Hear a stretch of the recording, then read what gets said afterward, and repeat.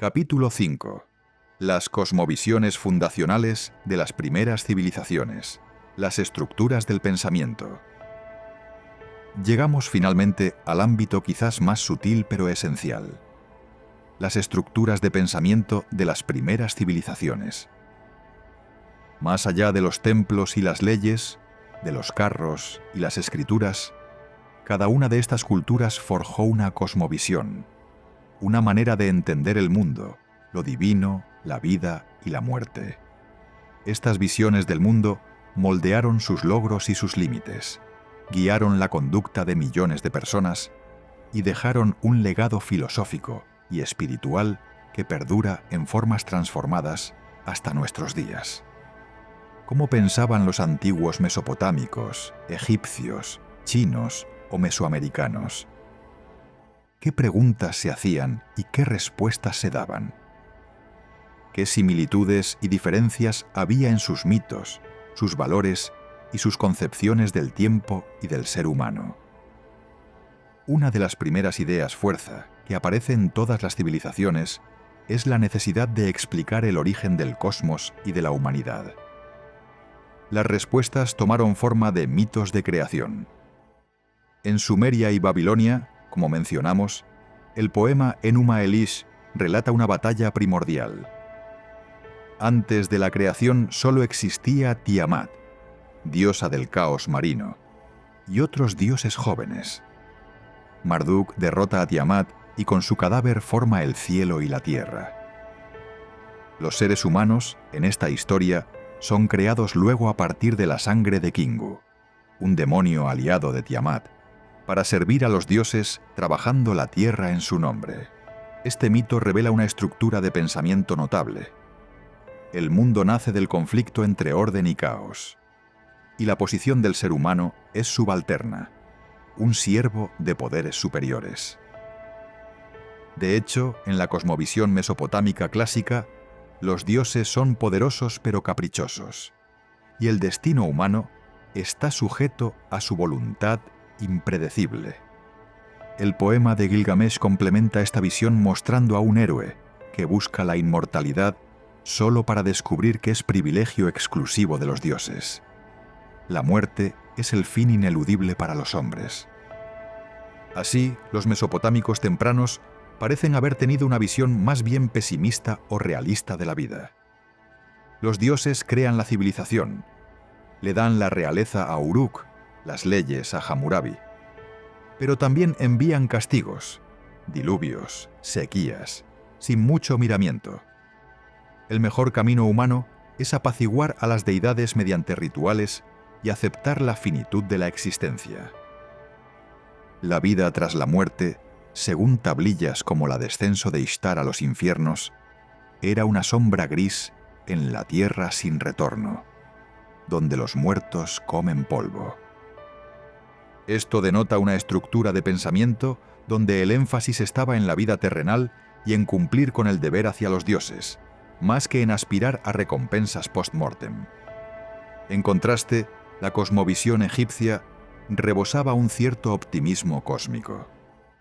Para los egipcios, el universo era fundamentalmente bueno y ordenado cuando Maat, el principio de verdad, justicia y orden, prevalecía.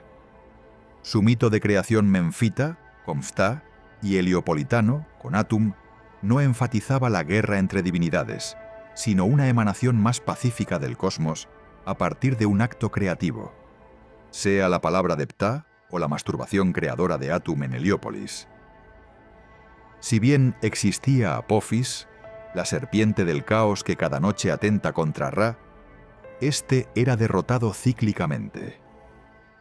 Esto refleja la idea de ciclos de renovación constante. Cada amanecer, cada inundación anual del Nilo representaba la revalidación del orden.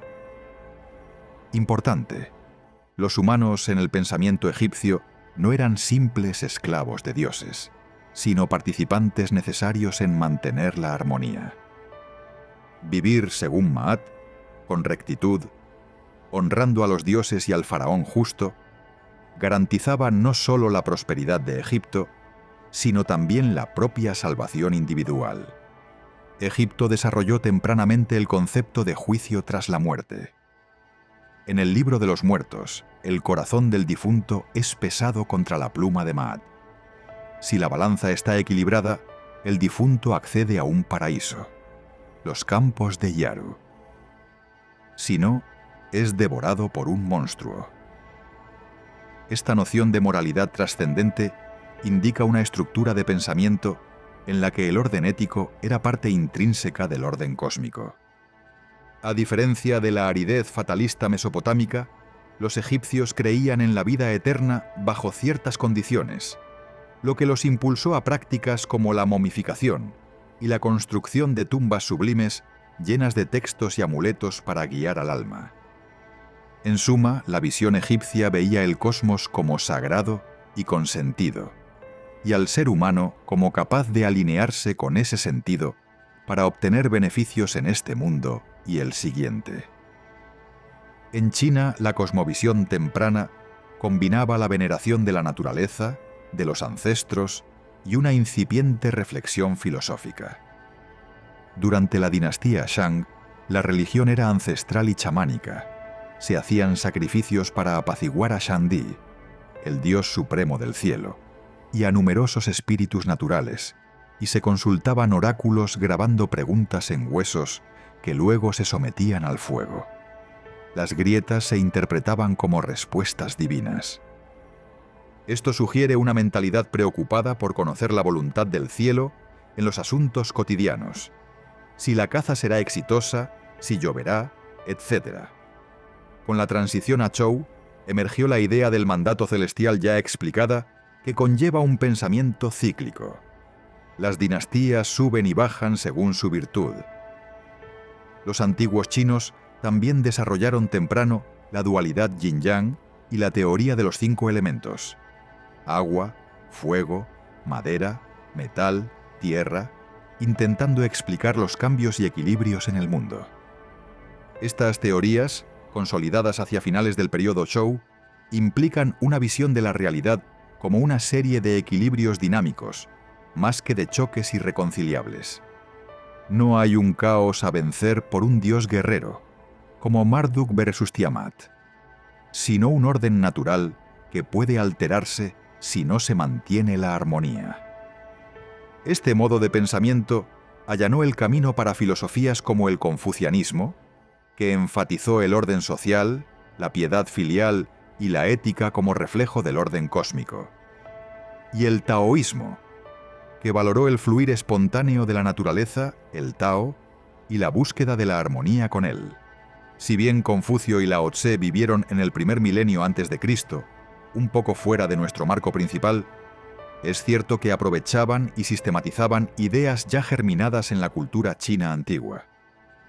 Por ejemplo, la práctica Shang de honrar a los antepasados y buscar su guía se transforma en Confucio en la virtud de la piedad filial y respeto a la tradición.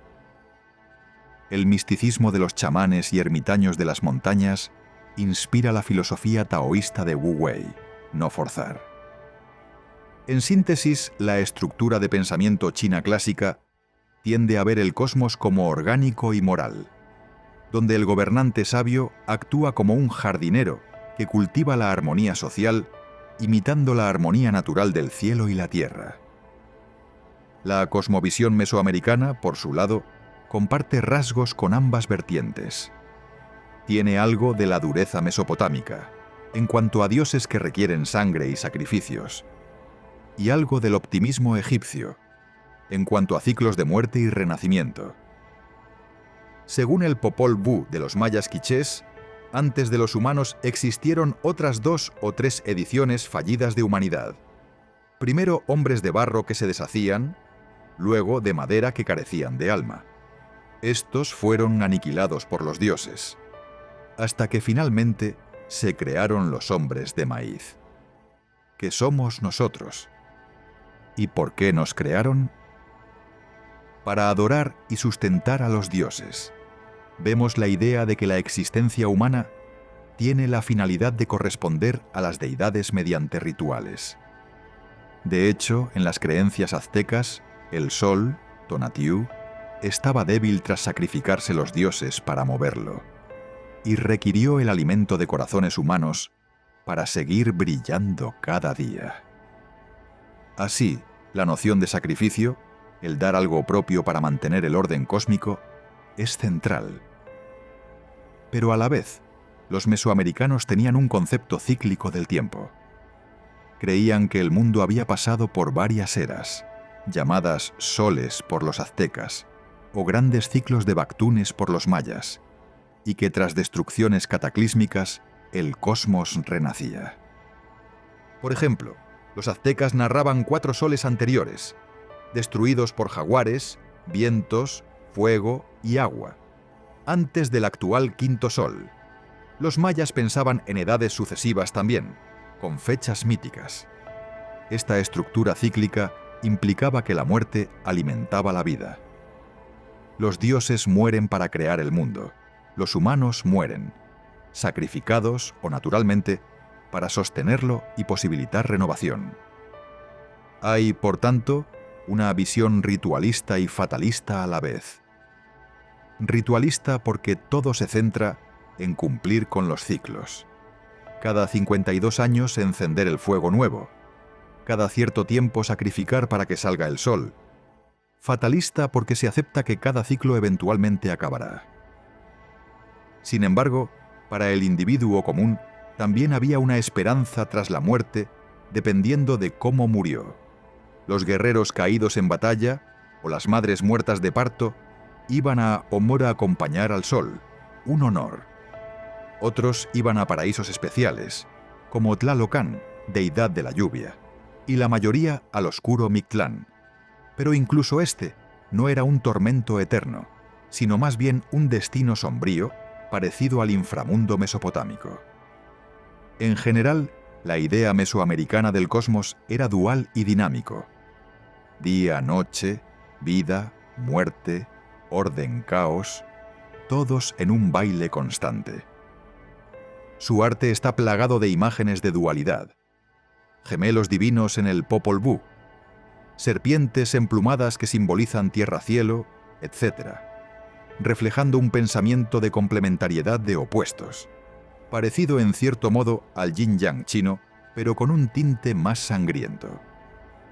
Además de las narrativas míticas y calendáricas, las primeras civilizaciones produjeron también los primeros atisbos de reflexión ética y filosófica explícita.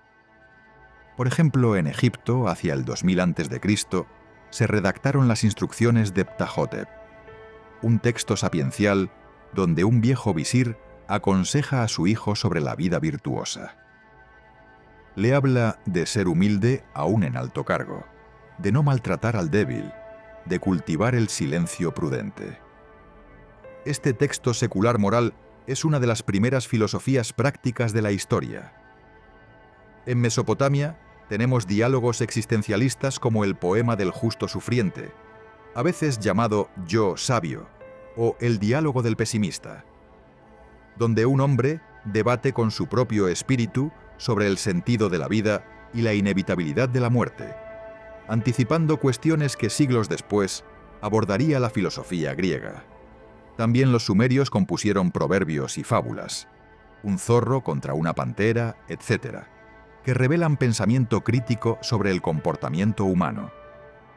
En la literatura india antigua, civilización del Indo y Védica, que no hemos tratado en detalle aquí, los Upanishads del primer milenio antes de Cristo empezaron una indagación filosófica sobre el ser, Brahman, el Atman, etc., mostrando que este impulso de buscar explicaciones racionales o místicas a las grandes preguntas estaba presente en los albores de la civilización por doquier.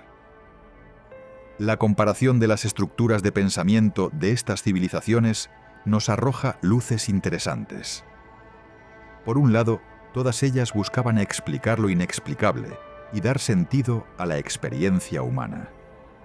Surgieron religiones politeístas muy ricas, con panteones que a menudo reflejaban aspectos naturales, dioses del cielo, del sol, de la tierra, de la fertilidad, de la tormenta, etc., casi universales.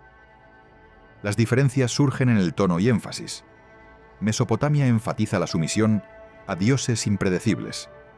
Egipto, la armonía y justicia cósmica. China, la moralidad y equilibrio entre cielo humano. Mesoamérica, el ciclo sacrificial. También en la concepción del tiempo hay distinciones. Los mesopotámicos elaboraron la idea de la historia como una sucesión. Listas reales, eras antediluvianas y postdiluvianas, pero con inicio y final teológico, la creación, el diluvio, mientras que mesoamericanos y en cierto modo hindúes veían el tiempo repetitivo en grandes ciclos regenerativos. Los egipcios tenían un tiempo cíclico natural, las estaciones, la vuelta del Nilo, pero lineal para cada alma. Cada uno vive, muere y pasa a otra vida eterna. Los chinos integraron ciclos, dinastías, en una continuidad histórica interminable, legitimando un presente en relación a un pasado modélico. Era muy importante la tradición y la veneración al pasado como fuente de legitimidad de ideas en China. En cuanto a la naturaleza humana, había en todos lados la noción de que está compuesta de partes material y espiritual. Egipcios diferenciaban el cuerpo, Ket, el alma, Ba, la fuerza vital, Ka, etc. Mesopotamia hablaba de la Etemu, sombra, que iba al inframundo. Los chinos, de 3 almas y 7 espíritus en cada persona, según algunos textos tardíos, o al menos del Poi-Hun, alma corporal y espiritual. Esto indica una preocupación por definir qué somos y qué nos ocurre tras la muerte. La idea de virtud también aparece. Maat en Egipto dictaba ser veraz, justo, generoso. En Mesopotamia se apreciaba al rey pastor benigno y al amigo leal.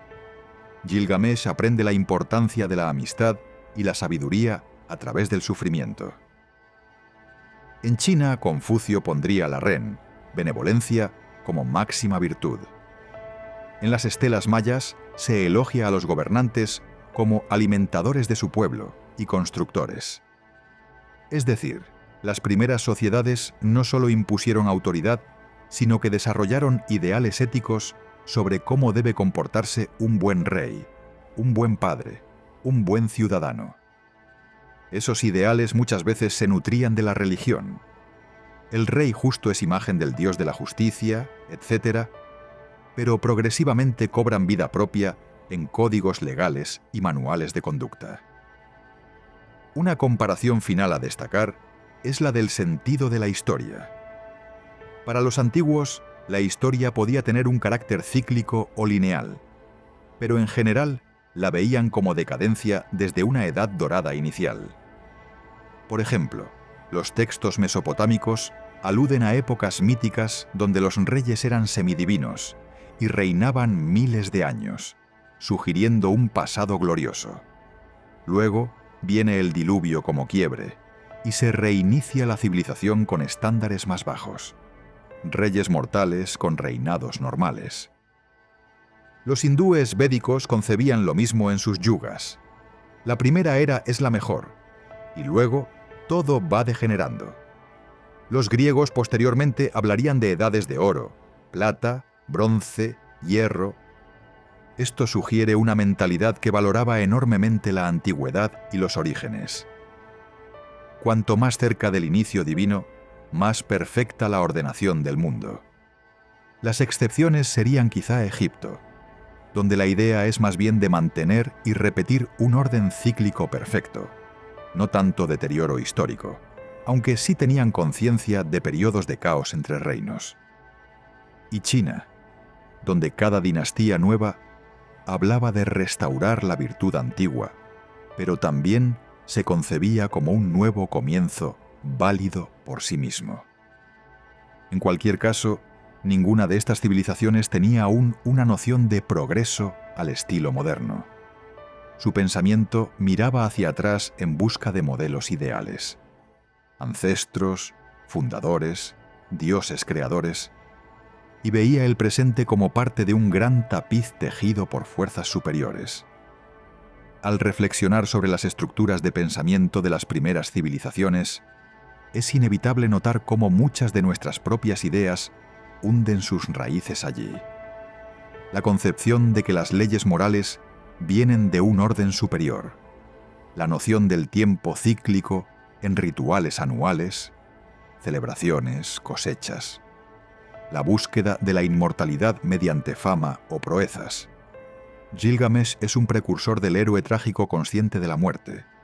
La dualidad entre naturaleza y cultura, Enkidu civilizado y perdiendo la inocencia, resuena luego en Rousseau y el mito del buen salvaje.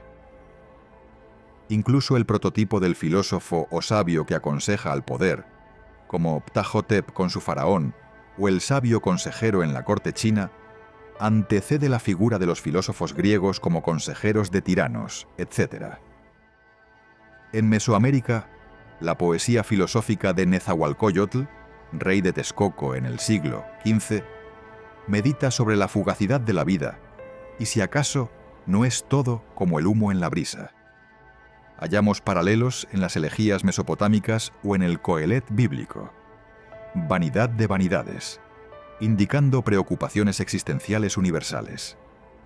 En conclusión, las primeras civilizaciones no solo construyeron ciudades y estados, sino también sistemas de pensamiento complejos que trataron de dar sentido al mundo.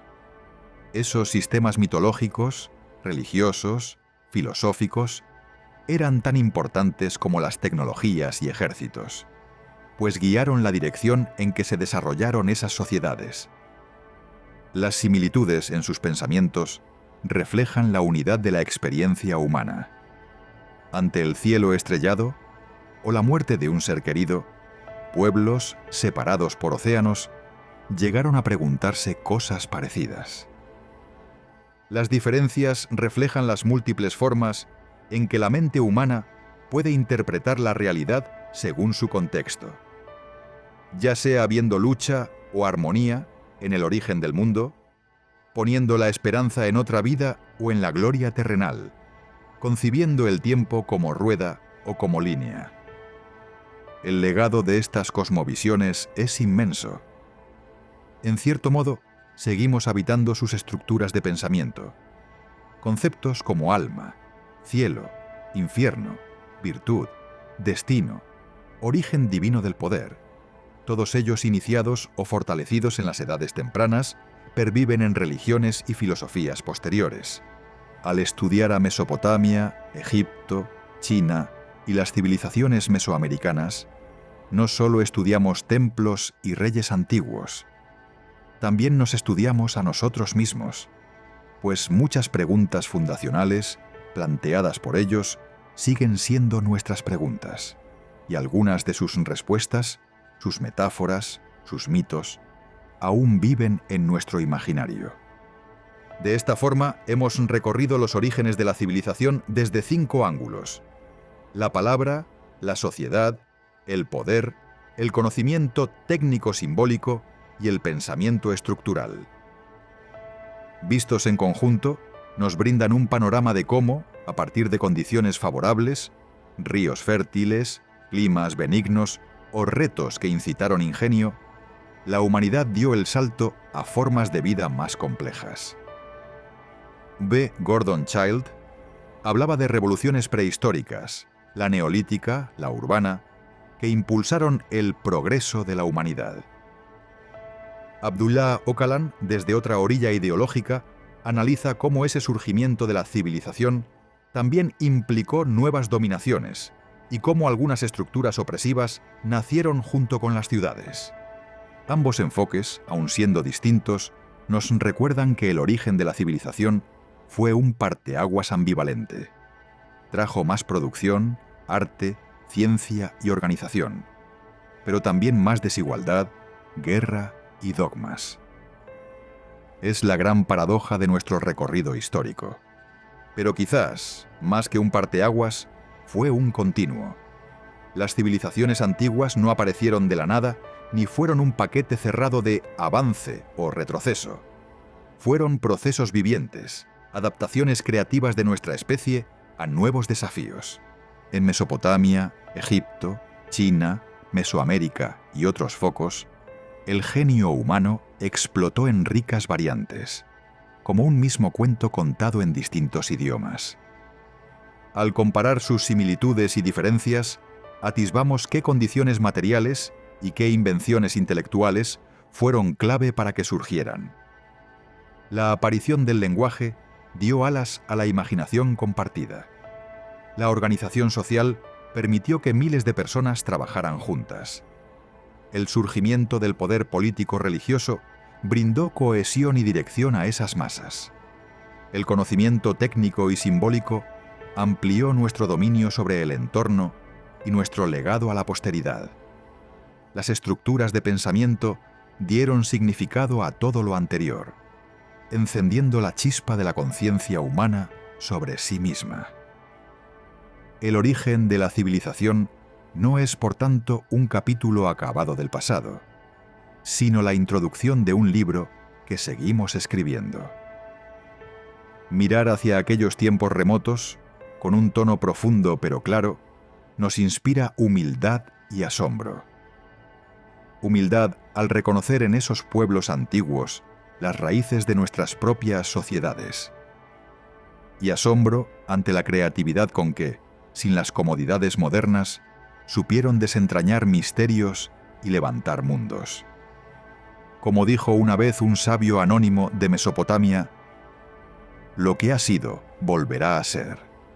No hay nada nuevo bajo el sol. Tal vez exageraba. Cada era trae novedades, pero en esencia nos invitaba a aprender de nuestros ancestros. Al fin y al cabo, somos herederos de aquellas primeras civilizaciones.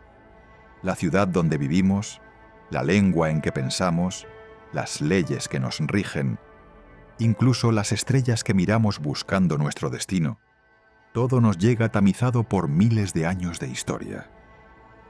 Comprender el origen de la civilización es comprender el origen de lo que hoy somos.